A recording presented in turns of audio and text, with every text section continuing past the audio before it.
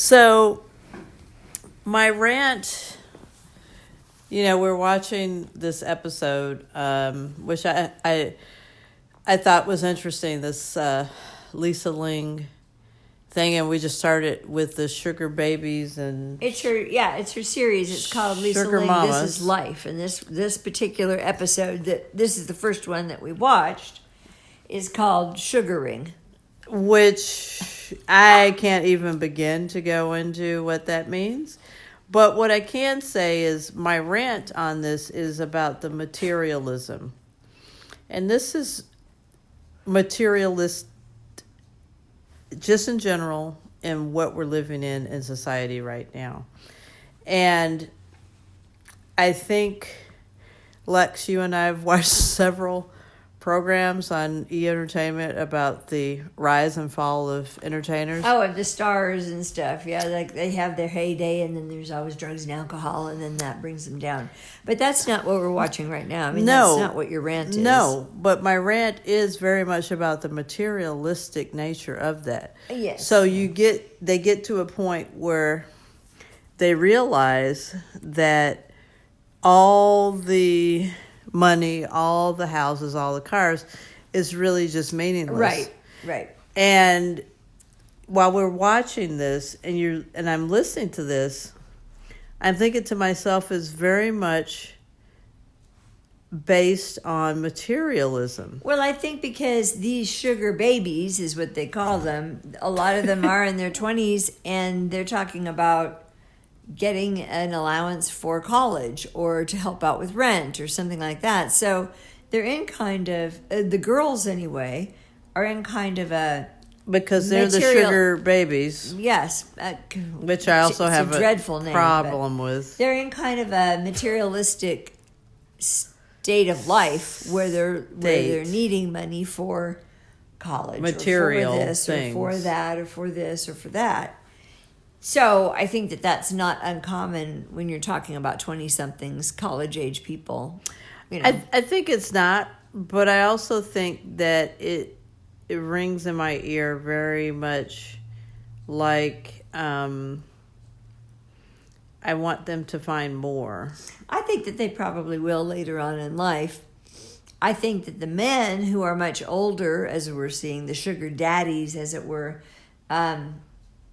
they have, it seems like all they have to give is material. The material, the money and stuff. So, and what that to I'm me is kind of a, depressing. If the girls have a need, and they have a talent, and the men have something to give for that. So it's very vapid. It seems very materialistic to me. But it does. I mean, and not as a judgment, but it seems to me.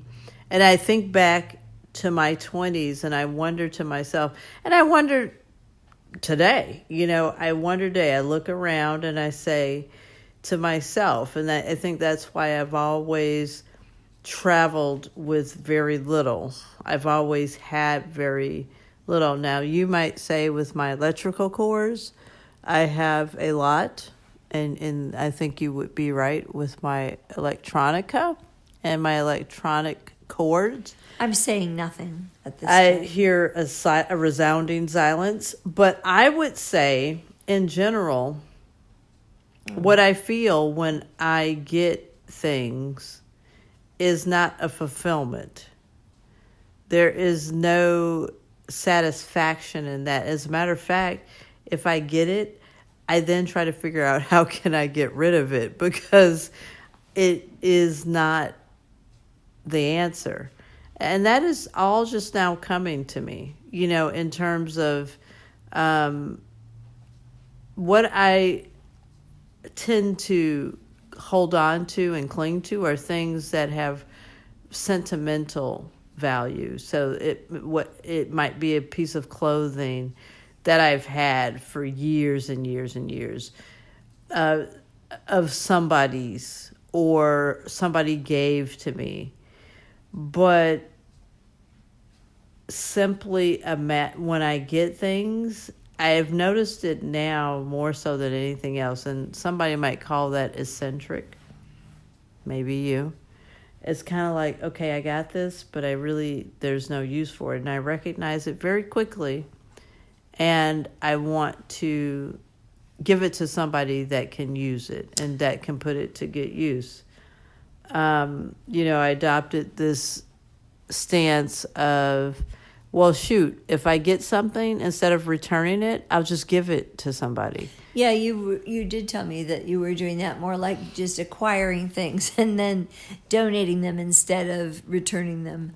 Yeah. It's a little bit eccentric, because my question would be, why are you not catching yourself before you acquire the things? Well, but that is the thing that I have to question to myself, is like, why do I think I need this thing? And then when I get it, and I don't know if need is the word, but why do I order it? And then when I get it, and I'm kind of like, I don't need this. You're kind of like, well, that wasn't really I find that important. that I need very little, except for you.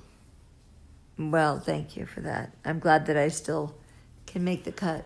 You're still on the Richter scale. So anyway, I mean, that's kind of my rant. And I don't, when you say rant, it sounds like it's going to be angry, but it wasn't angry. It's just an observation. And I do think that these girls that we're seeing in this particular program all seem to be 20-something. And I think that's a prerequisite. They're in college. I mean, they're living sort of an external life, which doesn't mean to say that they don't have meaning or that they won't develop further as they get on, older in life.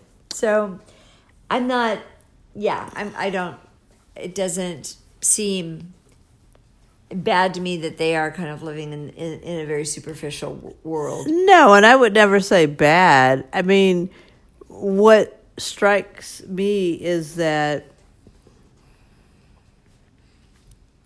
they are at the age where you are kind of trying to figure out, what are you going to do with this? But I think the interesting thing for me is that the guys that kind of chime in and say, well, how...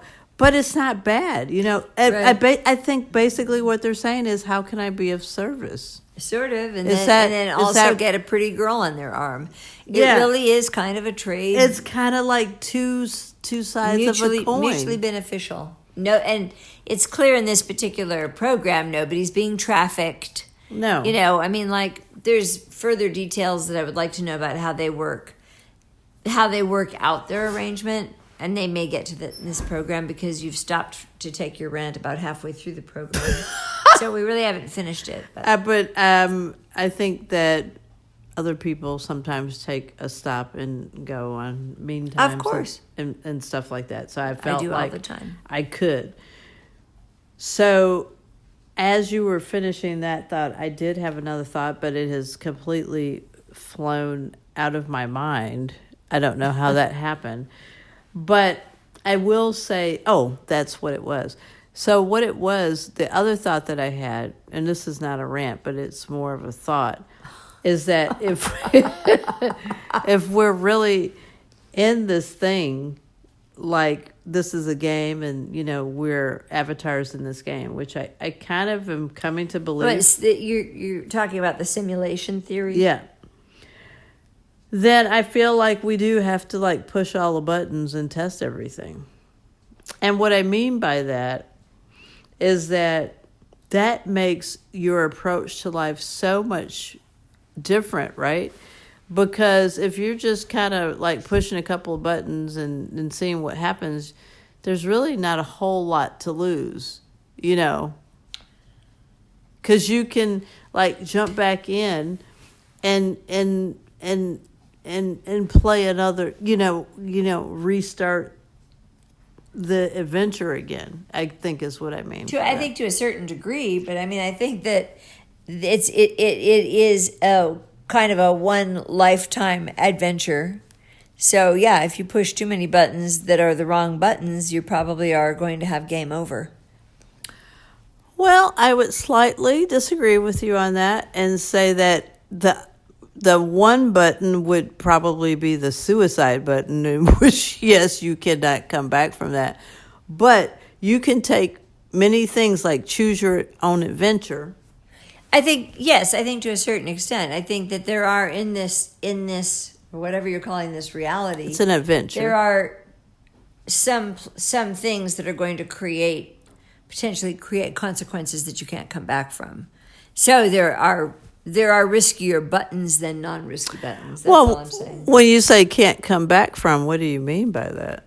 I mean, I identify. Oh, I see what you mean. Never mind. All right, I think have synced up on that thing, and it doesn't have to look like. Oh, never mind. I've censored myself twice now, but I know what you mean. I know what you mean. So I'm not. I'm just talking about. I do think that even in this, if we want to call it a simulation theory or whatever, there are some laws of physics in the physical world that we're in that tell us that. Unless we go 3D. Okay. Or 4D or 5D. We go into the different dimensions. Okay, I think that is probably another conversation. We will leave it there for the moment. I thank everyone who tried to follow this conversation. I think, Lex? Yes. I'm here. Do you have anything to weigh in on before we sign off? No, it was your rant. I'm looking forward to getting back to our program. Okay. This was literally a 12-minute diversion. But I love your rant, and I'm glad that you actually taped it. I think just in case. On that note, we will most likely broadcast this because I think somebody might find Chris is in charge interest. of the broadcasting, so I take no responsibility for that. I just chime in. Okay. Well, we're signing off for now. Signing off for now. Love you all. Bye.